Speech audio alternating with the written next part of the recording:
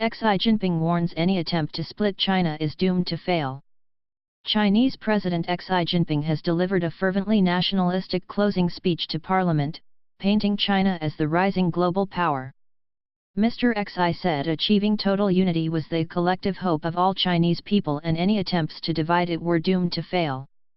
The speech was a strong warning against any attempt at separatism from places like Taiwan and Hong Kong. Mr. Xi also warned China could not be complacent about its development. Meanwhile, Premier Li Keqiang used his once-a-year news conference to say China was committed to global cooperation on trade. He said China would further open up its economy and ensure that both domestic and foreign firms were able to compete on fair terms in China's large market. Chinese officials have made similar pledges in the past. The Premier's comments are a marked contrast to the recent protectionist rhetoric and threats of tariffs from the Trump administration in the U.S. Punished by history.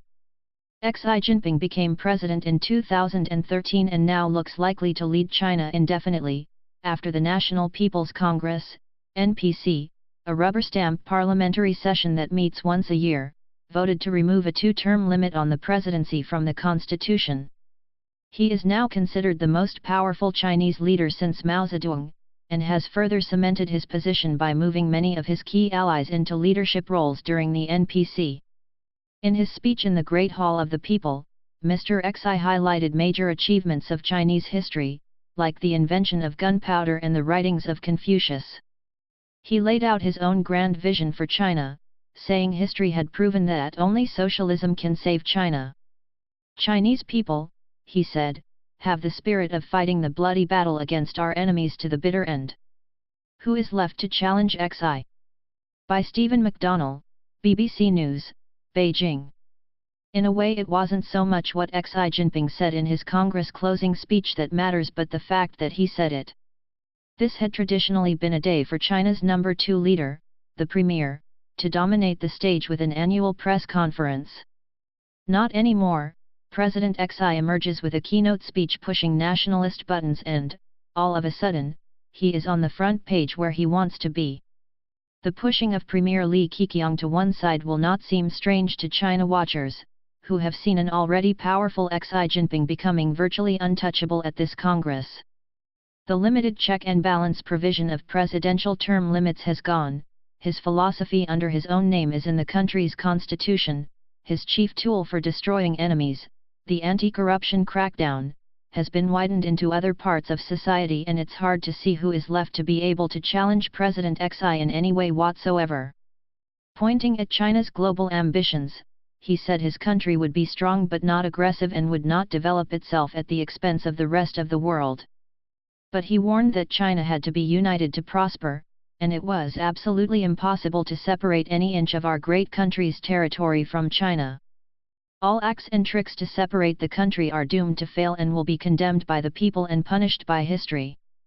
The comments were a clear warning to places like Taiwan, which is self-ruling but considered by Beijing to be a rebel region that must be reunited with the mainland, by force if necessary. The issue remains a major potential flashpoint. Last week US President Donald Trump angered Beijing by signing a new law which encourages the sending of top officials to Taiwan to meet their counterparts there, and vice versa. There have also been vocal calls for greater autonomy or even independence for Hong Kong in recent years, and China says it is fighting an Islamist separatist insurgency in Xinjiang province. Dissenting voices or protests are not tolerated at the NPC, which brings together 3,000 delegates who are theoretically elected but in reality handpicked by the government. Among other major changes this year, the NPC confirmed a major shake-up of ministries, introducing several new bodies overseeing areas like the environment, army veterans, and culture. Key positions including the central bank head and chief economic advisor were appointed, and the NPC ratified a law to set up a new powerful anti-corruption agency, far extending the reach of Mr. Xi's flagship campaign. The anti-corruption drive has seen more than 1 million officials disciplined, but is seen by some observers as a tool to sideline his political rivals. Though it was overwhelmingly backed by Parliament, the decision to lift the presidential term limits has been criticized both abroad and within China. In the run-up to the NPC, Former state newspaper editor Li Datuang wrote to lawmakers that scrapping term limits for the president and vice president would sow the seeds of chaos. This is against the tide of civilization and won't stand the test of time, he told BBC Chinese. It will be considered a farce in Chinese history in the future.